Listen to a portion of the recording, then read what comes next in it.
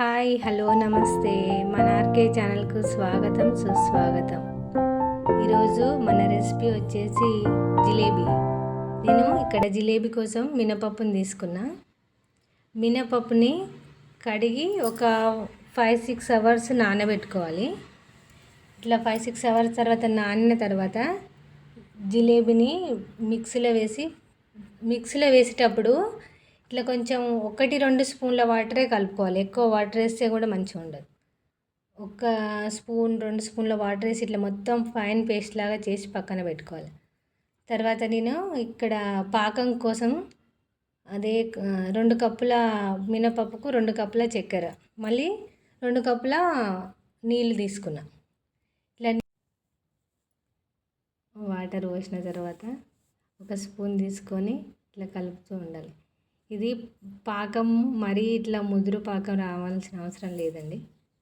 లైట్గా ఇట్లా పాకం మనం గులాబ్ జామ్ చేసుకుంటాం కదా, ఆ గులాబ్ జామ్ పాకంలాగా కొంచెం చక్కెర కరిగి ఇట్లా బబుల్స్ లాగా వస్తుంటుంది చక్కెర నుంచి. అప్పుడు స్పూన్ తీసుకొని చెక్ చేసుకుంటూ ఉండాలి. ఎక్కువ ముదురు వస్తుందంటే స్వీట్ అయిపోతుంది. నేను ఇక్కడ 1/2 స్పూన్ ఇలాచీ పొడి, ఇంకా 1 స్పూన్ నిమ్మరసం వేసుకున్నా. నిమ్మరసం వేసుకుంటే ఏంటంటే మనం చక్కెర పాకం చల్లగా అయినా కానీ చక్కెర గడ్డ కట్టకుండా మంచి ఇట్లా జ్యూసీ లాగా ఉంటుంది. ఓకే, మన చక్కెర పాకం రెడీ. ఇది పక్కన ఉంచుకొని నేను ఆల్రెడీ వేరే స్టవ్ మీద ఇంకా ఇక్కడ కడాయి పెట్టి ఆయిల్ హీట్ చేసి పెట్టినండి.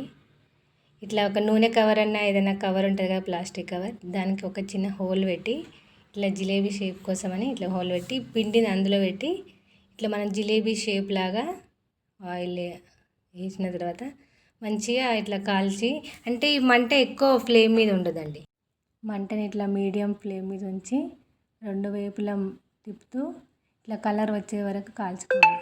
ఇట్లా కలర్ వచ్చిన తర్వాత మనం చేసి పెట్టుకున్న పాకం ఉంది కదా, అందులో ఉంచాలి. మిగతా పిండిని అంతా ఇట్లా జిలేబీ లాగా చేస్తూ కాల్చుకొని పాకంలో వేసుకుంటే సరిపోతుంది. ఇక్కడ మెయిన్ ఏంటంటే పప్పు ఒక 5-6 అవర్స్ నానితే సరిపోతుంది. మిగతా ప్రాసెస్ అంతా ఒక 10 మినిట్స్లో అయిపోతుంది. చాలా తక్కువ టైంలోనే చేసుకోవచ్చు.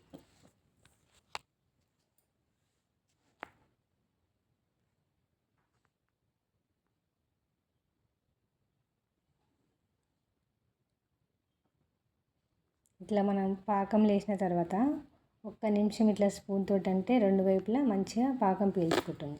అంతే, ఎంతో టేస్టీకరమైన మన మినప జిలేబీ రెడీ. ఒకసారి ఇలా ట్రై చేసి మీ ఫీడ్బ్యాక్ ఇవ్వండి. Thank you, bye.